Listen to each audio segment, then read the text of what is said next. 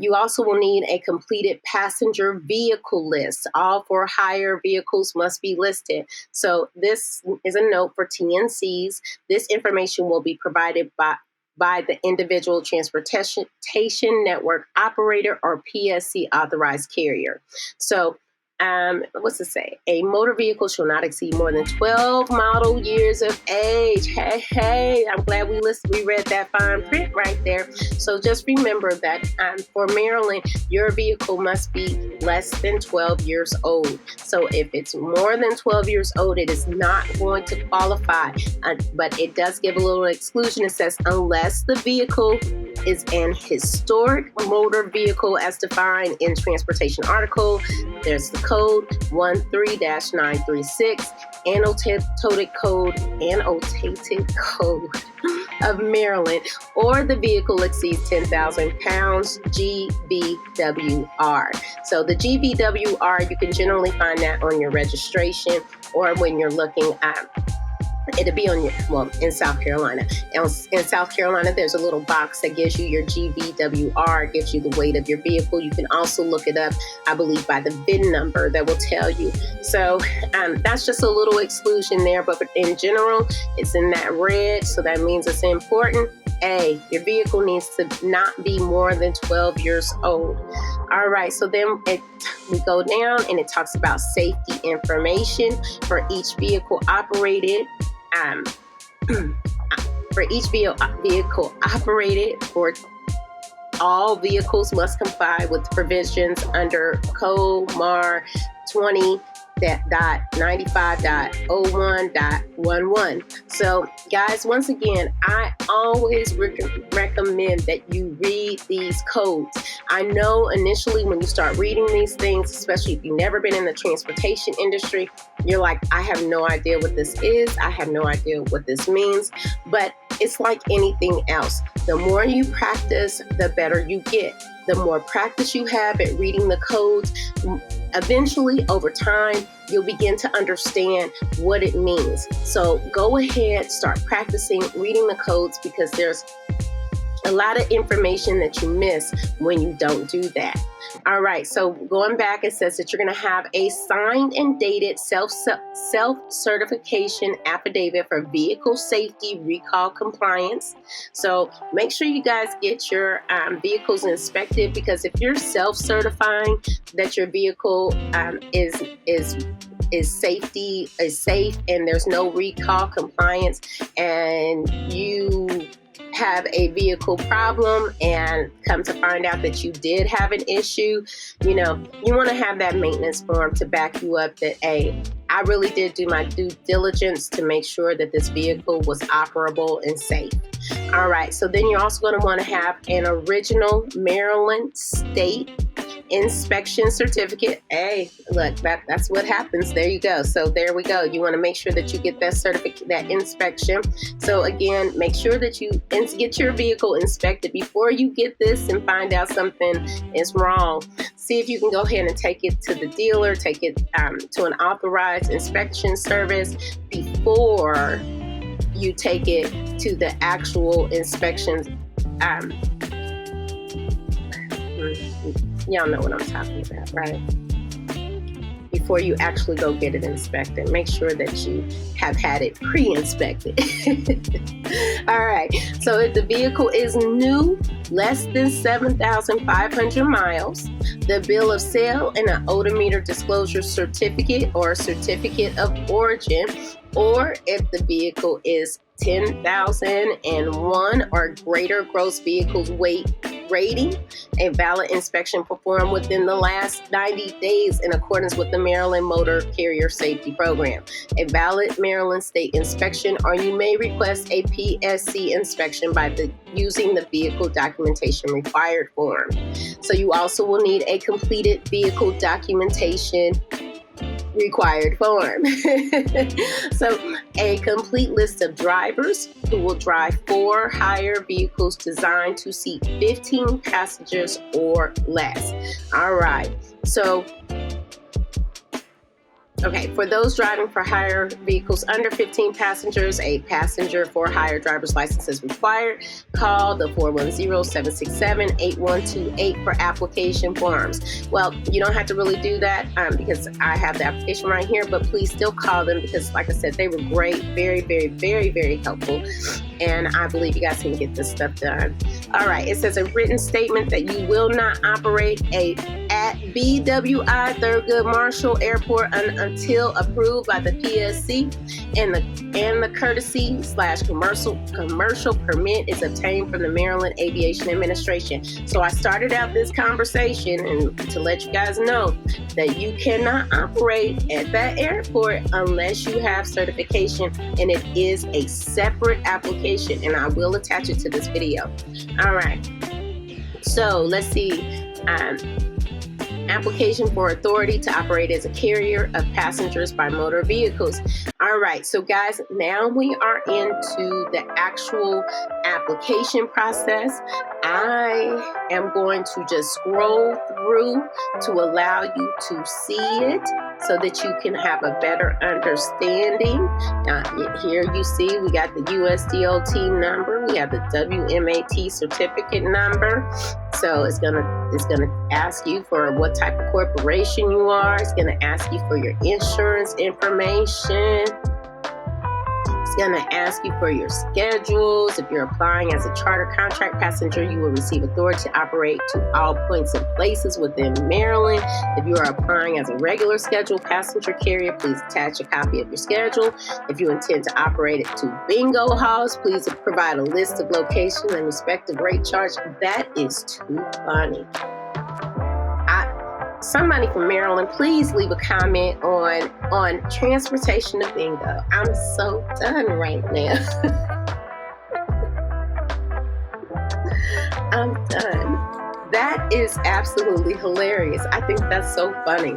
All right, but hey, I love bingo. I want to go to bingo too. When I come to Maryland, I'm getting me a transportation provider to take me to bingo. That is hilarious, y'all. Hilarious. All right.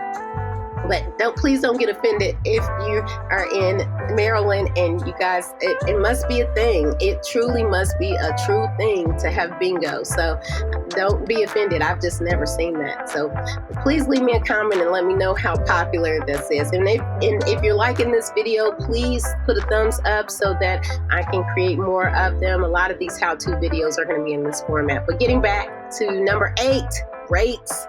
Attached to the application, a signed and dated copy of your rate sheet listing all rates to be charged in Maryland, and provide a copy of your rates to the Office of People's Counsel. This rate sheet must also include your name, address, and telephone number as shown on this application. Notification of any change in rates must be submitted by written notice 14 days in advance of the change, and a copy provided to the Office of People's Counsel. Y'all, they serious about your rates. So make sure that you are getting some other quotes from other providers so that you know what they're being paid. Really do your due diligence and make sure that your rate sheet is up to scale. If you have not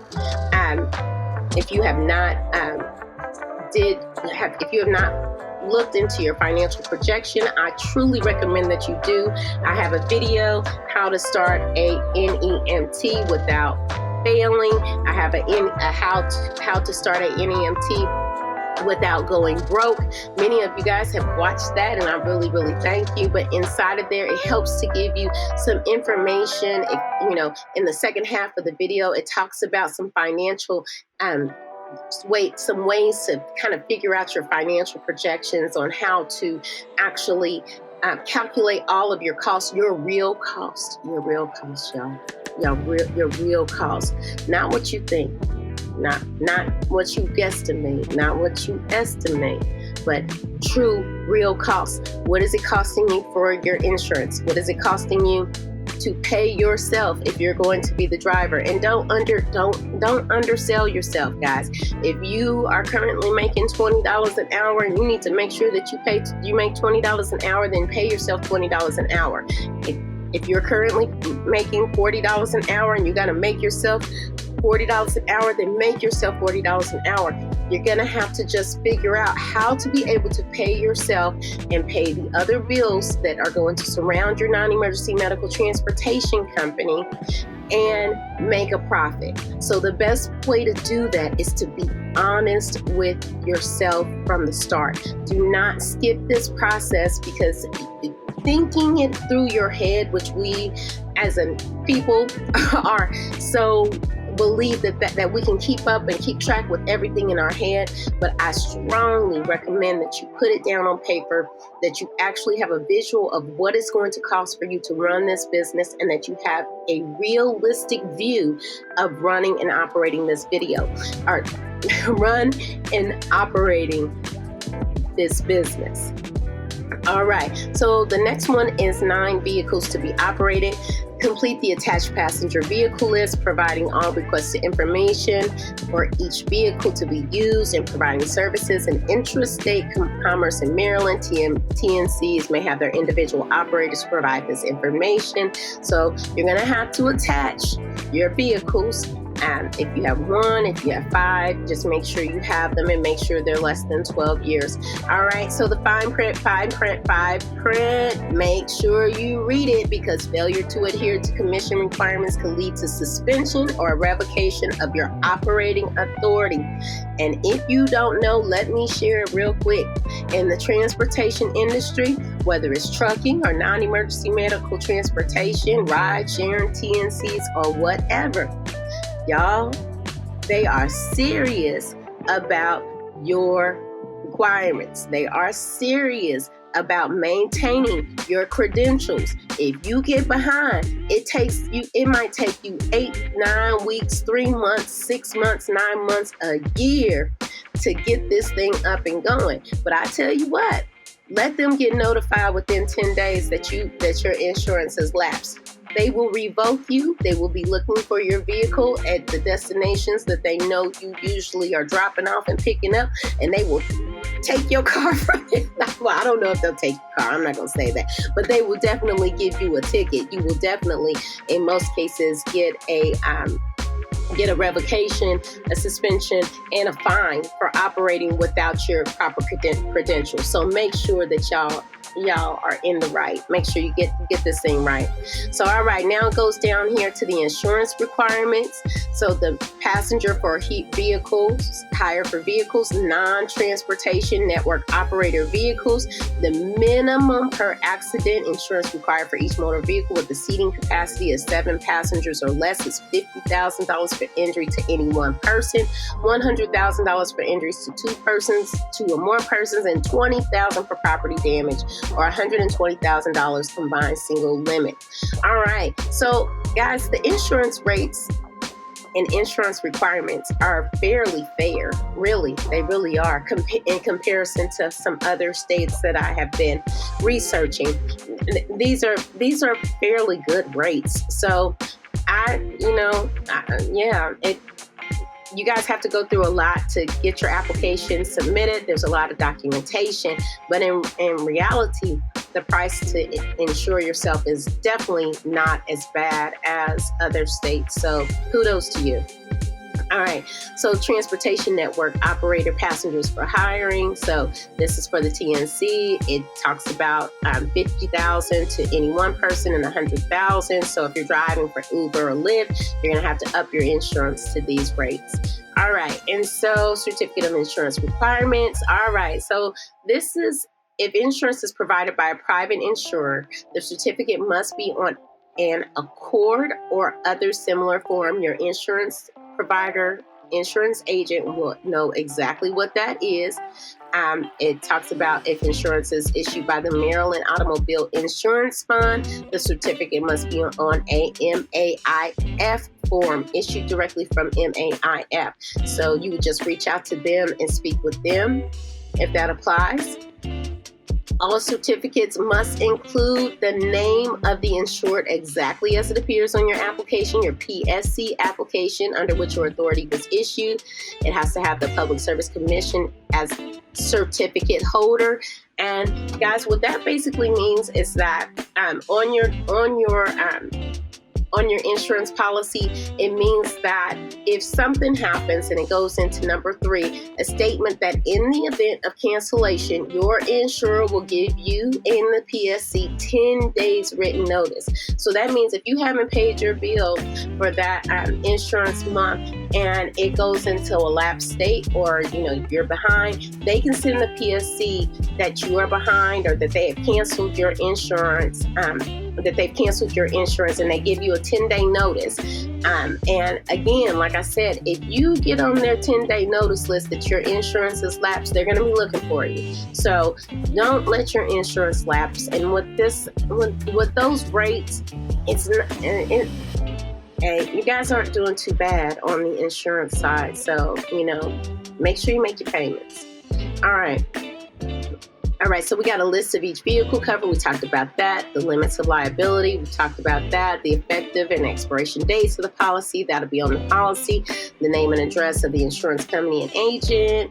And it says both of which must be licensed by the Maryland Department of Labor, Licensing and Regulation. So make sure that you have someone who's licensed in the state of Maryland to be able to give you an insurance policy, and the printed or typed name and original signature of the person authorized to sign the certificate of insurance.